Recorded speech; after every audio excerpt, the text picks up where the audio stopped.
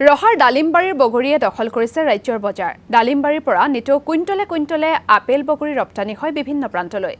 ডালিমবাৰীৰ পাহাৰৰ নামনিত প্ৰায় ৭০-৮০ বিঘা মাটিত একাংশ কৃষকে কৰিছে বগৰীৰ খেতি। পশ্চিম কাৰ্বি পাহাৰৰ ডালিমবাৰীৰ নাওডুবি অঞ্চলত দেখিবলৈ পোৱা গৈছে লমালমে লাগি থকা বগৰী গছ।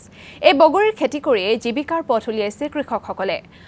আনৰ মাটি লিজত লৈ বগৰী খেতিৰে উপাৰ্জন কৰিছে বছৰি ৭-৮ লাখ টকা।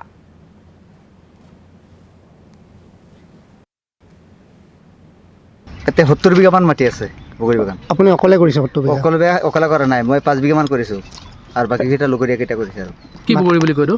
আপেল বগৰী। কিমান উৎপাদন হয় ইয়াত? উৎপাদন ভালেই হয়, বিঘা 4 লাখ 3 লাখ এনেকৈ। ক'ত ক'ত যায় বগৰীটো?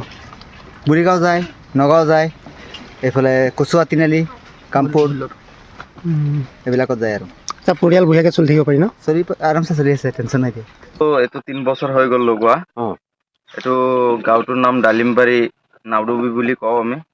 3 বছৰমান হৈ গ'ল এইটো লগোৱাটো। উৎপাদন ভালেমান হয়। আৰু কিমান মাটি লগাইছিলে? এইটো আপোনাৰ এইটো 25 বিঘামান হৈ যাব মোটামুটি। এক বছৰত কিমান টকা পোৱা এইটো বগৰী বেছি? এক বছৰত ধৰি লওক আপুনি 8-9 লাখ মান পায়। এতিয়া এই বছৰ এতিয়ালৈকে কিমান পালা? এই বছৰ আপোনাৰ ইমান দিনলৈকে আপোনাৰ 3-4 লাখ মান পাইছোঁ। আৰু ছিঙিব বাকী আছে? বাকী আছে, এতিয়া আধা হ'ল মানে। কেইমাহ ছিঙিব পাৰি এইটো? এইটো আপোনাৰ 3 মাহ চলিব। ইয়াত যে তোমালোকে হ'লচেল দিয়া, ইয়াৰ পৰা গোটেই নগাঁও মৰিগাঁও বজাৰ যায়, হ'লচেলত হ'লচেলাৰবিলাকে কিমান টকাকৈ নিয়ে তোমাৰ পৰা? আমাৰ ইয়াৰ পৰাতো 40 টকা 45 টকাত দিওঁ। যেতিয়া ৰেটটো এইটো আপ ডাউন হৈ থাকে। 7 লাখ মান খৰচা হয় 32 বিঘা মাটিত।